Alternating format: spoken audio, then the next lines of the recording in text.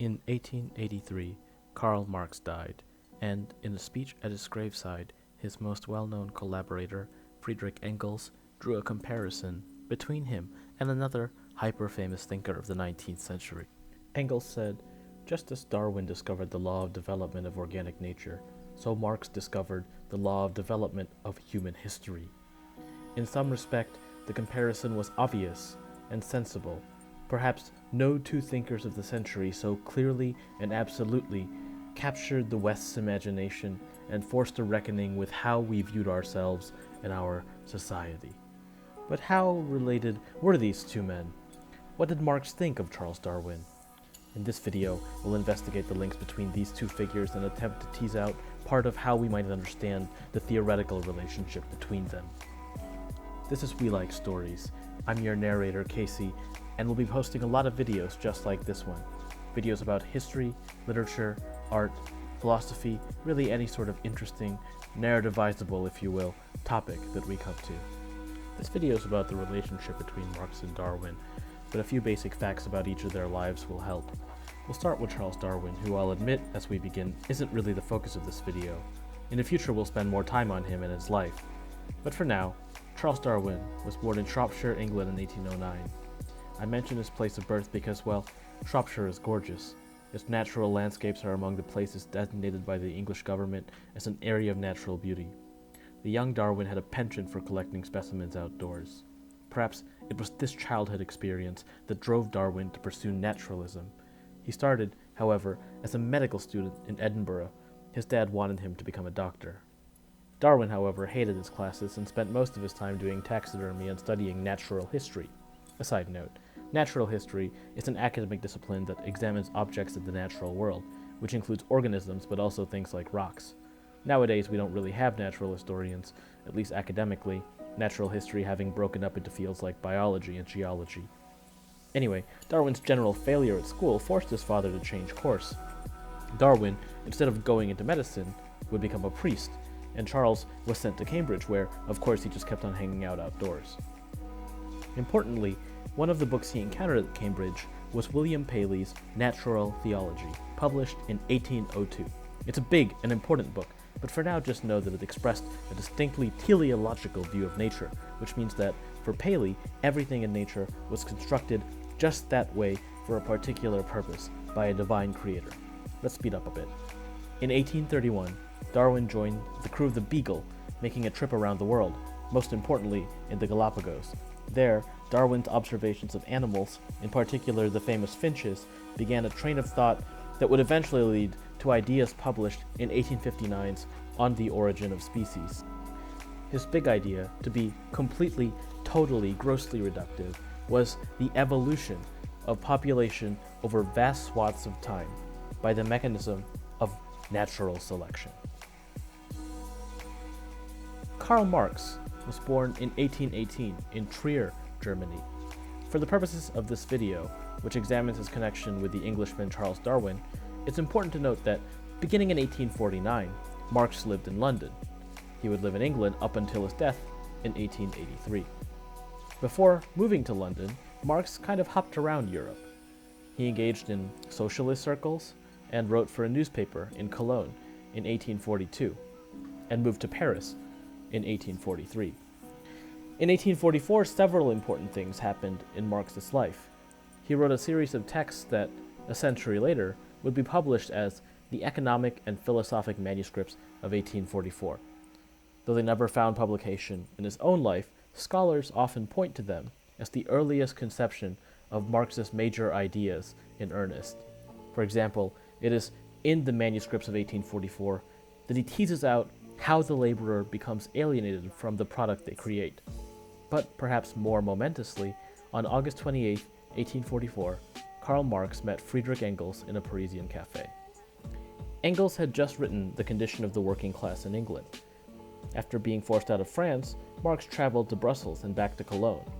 But it was in the country covered by Engels' book that he eventually settled.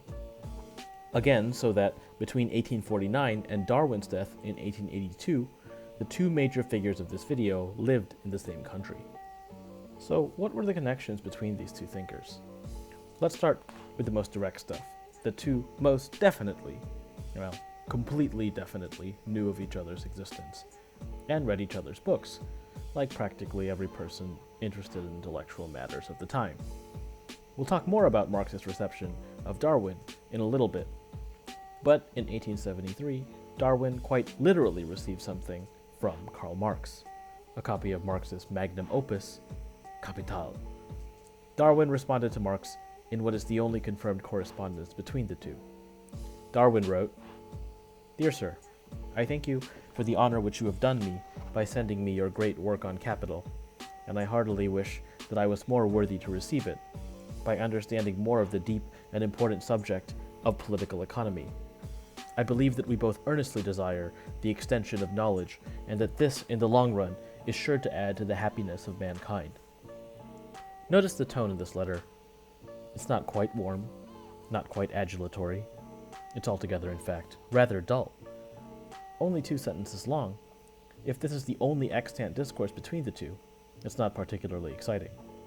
Another side note here.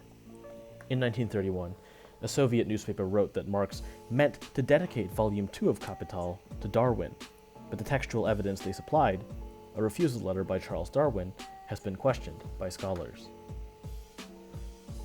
So if we're not looking at a strong dialogic conversation between the two men, might there at least be some theoretical connection?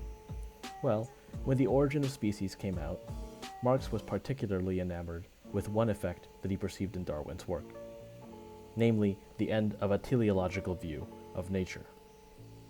What does that mean exactly? Well, remember how Darwin read William Paley's work, which suggested that natural entities, whether they be plants, animals, or inorganic objects, were all made for a reason. In other words, each thing had a telos, a place within the perfect system of the natural world designed by God. This idea comports well to the story of the Garden of Eden, but in the history of Western philosophy it also extends back to, at the very latest, Aristotle.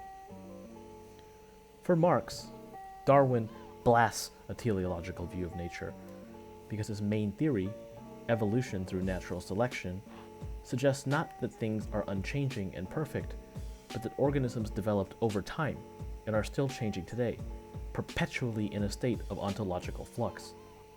Animals and plants were not made the way they are by God, but are instead the only tentative final product of a series of events, some of which could be very random indeed: volcanic eruption, the breaking off of an island from the mainland, a heavy wind blowing some plant to a new region.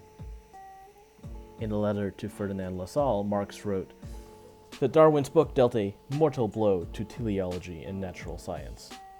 It is this, in particular, that Marx most admired about Darwin's work. You may be wondering why Marx cared at all. Well, Marx was what we might call a supreme humanist. Marx's vision of the world stressed the control that man had over their own fate. If there is design or intention in the world, it ought not to come from a deity, but instead from mankind's determination of their own fate. A corollary of human beings controlling their own lives and history is that they ought to be able to control nature. By displaying the progressive, alterable course of nature, Darwin supported Marx's claim that mankind could rewrite their own human history. Indeed, Marx thought that Darwin didn't go far enough. In 1862, his correspondence with Engels shows an increasing dissatisfaction with Darwin's timidity in ascribing human control over nature. Natural selection, Marx thought, ought to give way to human selection, evidence in such human practices as the control of plant growth. The natural history that Darwin so loved as a boy would soon become obsolete, subsumed into human history. For more videos on Marx history, philosophy, or stories in general, subscribe to this channel. We have a lot of videos in the works and can't wait to share them with you. Hope you enjoyed this video. See you next time.